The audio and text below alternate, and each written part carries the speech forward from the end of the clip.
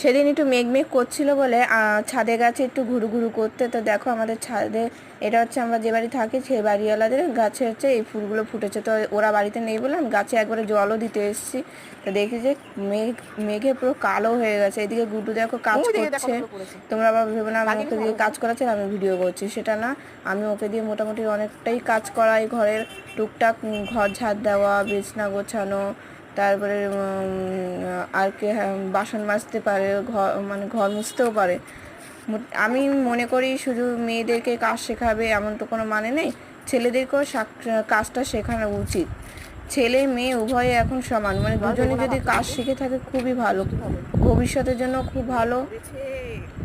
একটা ছেলেকে যে পায়ের পর পা তুলে বসে থাকবে এমন কোনো মানে নেই। একটা ছেলেও সম্পূর্ণভাবে সব কাজ করতে পারে, ওই জন্য ছোটোবেলা থেকে তাদেরকে শেখানো উচিত। দেখো আকাশে পুরো কালো মেঘ জমে গেছে, তার সঙ্গে ঠান্ডা ঠান্ডা হাওয়া ছাড়ছে। আর এদিকে দেখো খেলনা খুঁজছে, আগের দিনও কতগুলো খেলনা নিয়ে চলে গেছে।